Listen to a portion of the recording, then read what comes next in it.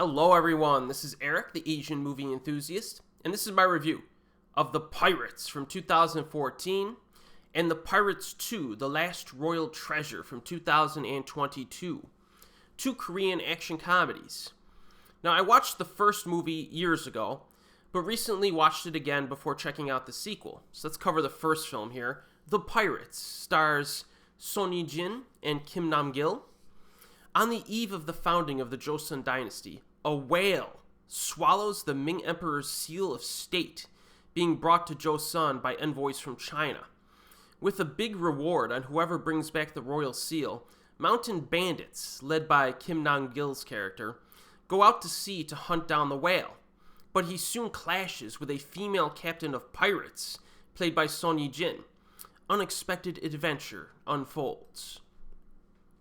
So despite being an action comedy at heart, the story starts off kind of intense, with our protagonist confronting a superior for calling off an attack so he can go home and profit from it. The opening sword fight, it's pretty good, despite some cliche rainstorm and slow motion effects.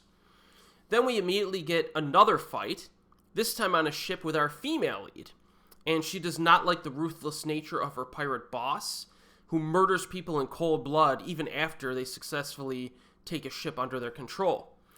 Not a bad start to this movie at all, pretty entertaining stuff, and then our two lead characters eventually meet and work together. Now the action overall, I would say, is pretty good. Some of the editing during the later fights is a little bit choppy, which I'm not a fan of, but they're satisfying enough. There's one really creative chase scene involving a giant irrigation structure, which is like flowing water down like a mountain way. And there's a huge water wheel as well that comes into play. Probably the highlight sequence or set piece of the entire movie. But some of the CGI effects are pretty mediocre in this. I'm generally very forgiving on computer effects, even if they're terrible. But they were still a problem for me in this film. When I think about it, though, it would have been almost impossible to shoot that scene with practical effects only. So I do understand the use of CGI, but the quality I really think should have been a bit better than how it turned out. But with all of that said, I still think it's a fun scene to watch, and it's a little bit easier to ignore the effects during repeat viewings because you kind of get used to them.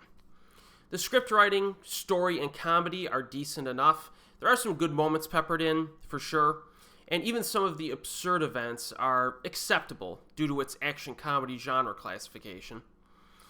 To be honest, though, I do wish that Korean filmmakers would learn how to make shorter, fast-paced crowd pleasers. It feels like the 95-minute action movie is practically extinct nowadays on an international level. And unfortunately, I do think the runtime of The Pirates at over 2 full hours is a bit too long, because there is some downtime in between the action set pieces. Now, from what I've said so far, you may think that The Pirates is just like a watchable fluff piece. But there's one aspect that takes this movie up a notch, to the point where I can reasonably recommend it to people. And that aspect is the cast. Son Ye-jin is great. I think most people know this by now. But Kim Nam-gil is an actor who really impressed me in the K-drama Queen Sun-duck, where he played a very multidimensional, compelling character. He's very fun to watch in The Pirates, and his charisma is a huge positive. Because Son Ye-jin doesn't have to carry the entire movie by herself. Thank goodness, alright? And then we get a handful of recognizable faces in the supporting cast, who do a great job of strengthening the film even further. If this movie had a bunch of just mediocre actors, that would have been a massive problem, because there's no other single filmmaking aspect that's great enough to elevate the movie by itself. So instead, we have a solid group of actors who are lively and do their best to entertain us. And that makes all the difference in a film like this. So I would say overall, I enjoyed The Pirates. I think it has a handful of underwhelming elements that prevent it from becoming like a legitimately awesome action comedy, but it is an entertaining flick, and I will probably watch it again at some point in the future. Now we come to the sequel here. Okay, The Pirates 2, The Last Royal Treasure, different cast.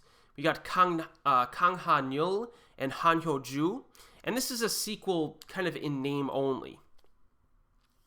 A search takes place over the ocean to find the lost treasure of the Goryeo royal family, which disappeared without a trace. Our lead is played by Kang Ha-Neul, who was once a leader of a group of bandits, but he now stays on a pirate ship with his right-hand man. And Hyo-Joo plays the leader of a pirate ship. So these pirates find themselves up against a villain to recover the lost treasure. Now the opening fight is actually shot better than some of the fights in the first film. We get some wider camera angles, less editing, but they use like that fast forward, slow motion, fast forward effect, and it's just like, I don't know, I'm not the biggest fan of that. Just shoot the action. And then later on, they do regress back to kind of a quick cutting editing style, which I obviously do not prefer. But there is some decent action here and there. Some of it not as good as it should be, and it's not even as good as its predecessor. There's also a storm at sea sequence that we've seen a bunch of times in other movies. So the action in this is less impressive compared to its predecessor. Even more disappointing in this one is that the characters are more annoying. This is especially true for the male lead, who has a real spastic style of acting. Like, he screams a lot, he acts loony, almost to the point of forcing it. And the lead actor in the first film, Kim Nam-gil, was far more charismatic and amusing. So we get a downgrade for the male lead. Alright? The humor is also less effective in this sequel. It's more goofy and slapsticky, but not as funny. On the positive side, I would say the CGI is generally better than the last movie, but that's not really saying much. There are still some bad shots in this, though. Like, there's a cattle stampede scene early on that doesn't look very good. There's a scene where they swim fast underwater that look kind of odd.